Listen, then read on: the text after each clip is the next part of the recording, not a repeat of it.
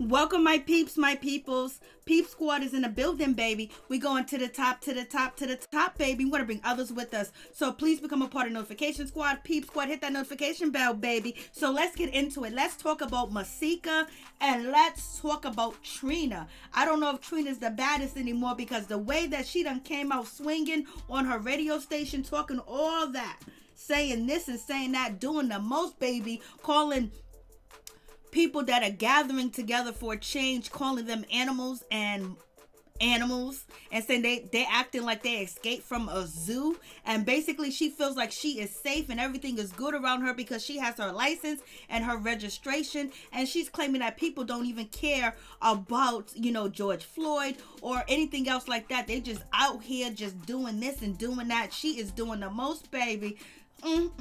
Too bad you ain't doing nothing for your career, but it is what it is. So Trina got out here and she was saying the most and basically calling people out and basically talking nasty and dirty. She was upset. She was mad like somebody came to her house. She was mad like somebody came to her business. She was mad and she was upset and she was talking about black on black and all this other stuff. Girl, how do you think black on black end up being the way it is? How do you think the community is bad? How do you think the community is impoverished?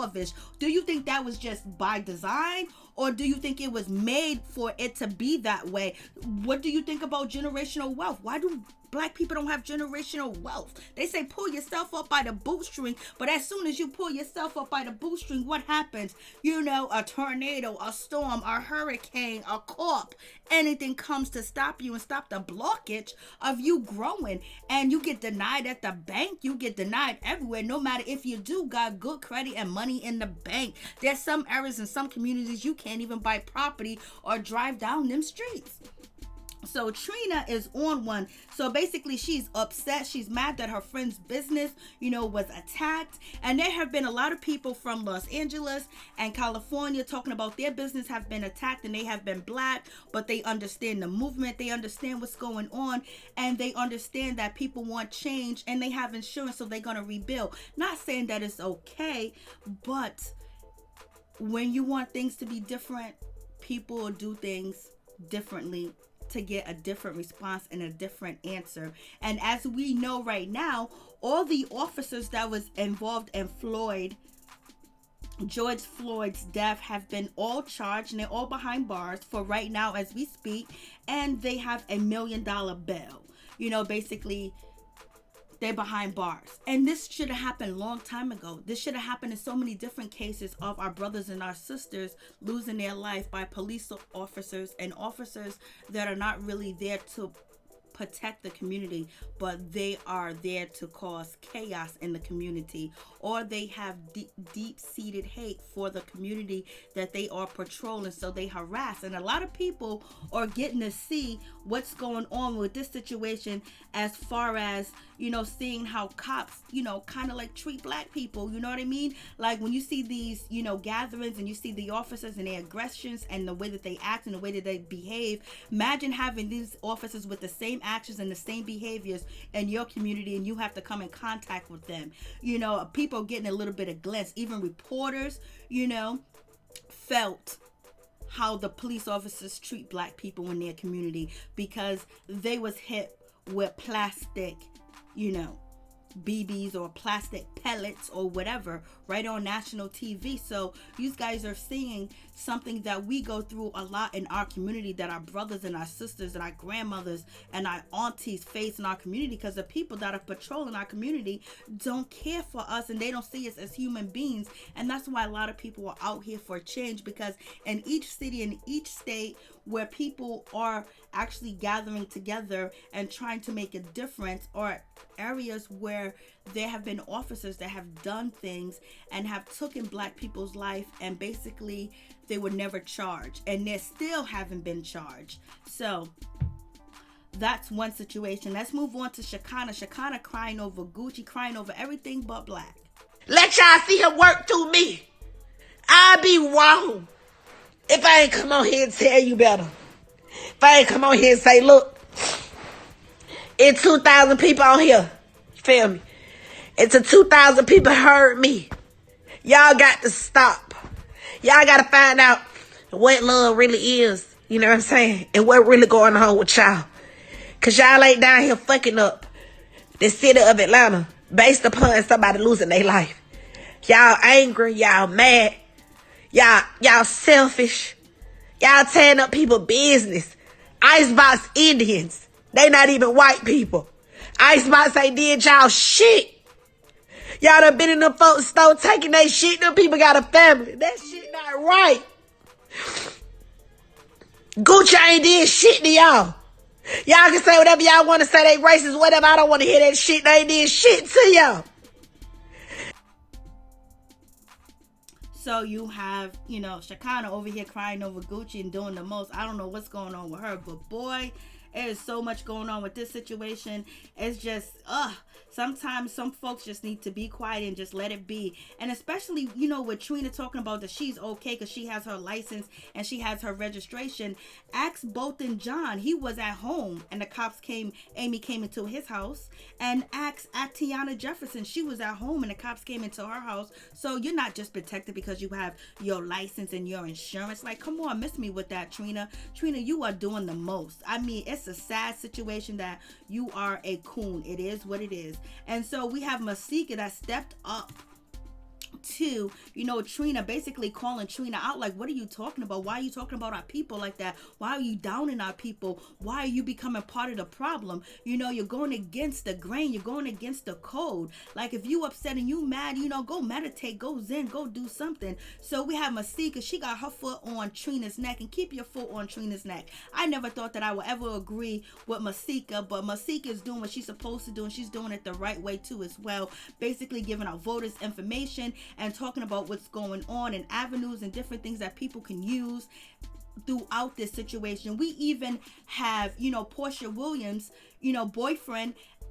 fiance, daughter's father. He's out here bailing people out in Atlanta. He's showing support. You got Romeo Miller out here showing support, giving water, giving gloves, masks, and basically being with the people. But yet we got Trina on a syndicated radio station downing black people and downing people that are actually here for change and want change, and basically gathering together to make a difference so black people can finally be seen as equal, so we can be treated as equal people. It's not just about George Floyd. It's about all the cases. It's about the injustice. It's about the treatment. It's about everything that we have suffered from the civil rights movement to now that our kids and our grandkids have gone through, and the mistreatment and the doors that slam and close in our face, and also the racial profiling in our community and stop and frisk. And basically when you get pulled over by an officer, you don't know if you're gonna get the handcuffs or you're gonna get a dirt nap. So therefore, I don't know what Trina's doing. Trina's doing the most. I'm like, yo, you should have smoked before you got on air. You should have did something else, because you came out nasty. You came out real nasty. You calling people acting like they escaped from the zoo. That's racist terms that the Caucasian people use against black people. Calling them animals, that's what they used to call us, and still call us on the news. Animals, thugs, they're acting like they escaped from the zoo. All them codes and all them words that you were using are terms that were used to describe black people for hundreds of years. And you got on that radio station and you sat there and you said all that crap.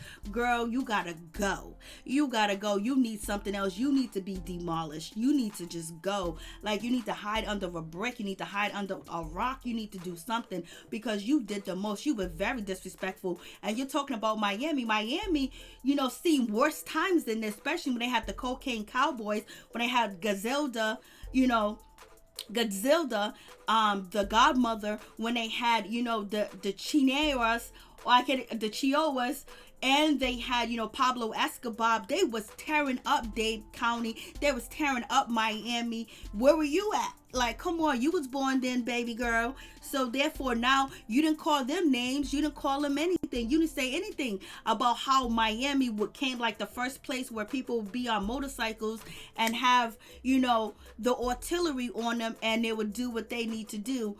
And Miami, and how Miami was built on drug money, and they pushed the black people out in Miami and in Dade County too as well. The Cubans came and took over, and there was so much violence, it was even worse than you can even equate to today back then. You know what I mean? Then you got a nerve to get on TV and on the radio station and call us animals? Like we escaped from the zoo, girl. You need to go for real, because you did the most. Just sad situation, for real. Like, come on, you ain't the baddest and you don't represent nobody. And the way that you act and you carry on TV, you're describing yourself and what you said, on the radio station. Because, girl, you be out of control.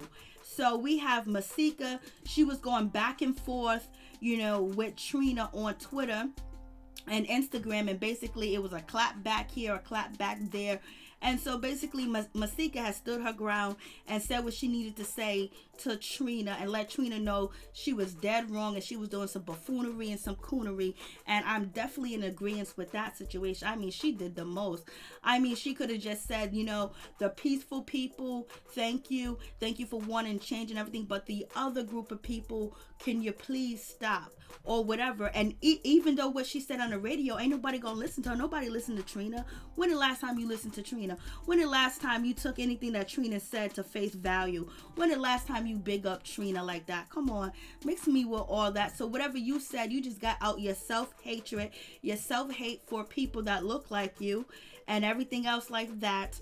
And you got to ranting and going on. And I hope the radio station let you go and let you be on your merry old way, because, girl, you need to be somewhere in a shack somewhere by yourself and contemplate the things that you said and how wrong of the things that you have said. Just because you have been getting away with all the things that you do, you know what I mean, and you have never been harassed by the police or you never faced any injustice, because if you did, you would be speaking a different tone. You would have more compassion, because there's a lot of innocent people that are at these gatherings that are not doing anything negative, and they are being assaulted and attacked by the police.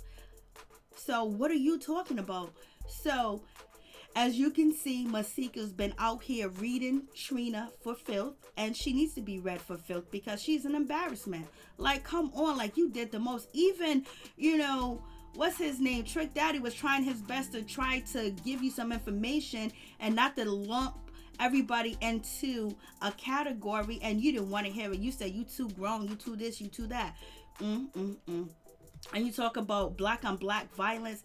There are so many black people that lost their brother, their sister, their mother, their uncle, their children through crime and their community. The guns didn't get there by accident. The guns was there way before, you can even think of. You know what I mean? The guns were planted, the drugs were planted, the Black Panthers and the gangs that was there to protect the community were ran out and locked up, and they forced African American and black women to get on welfare. And if you didn't, your kids would be taken away from you, and you can't have a man staying in your house, and now they don't want you on welfare. So, or food stamps or government assistance. So it's like, Trina, like, sometimes you just need to step back. For real. But Masika, thank you for reading, girl, up and down. Peace.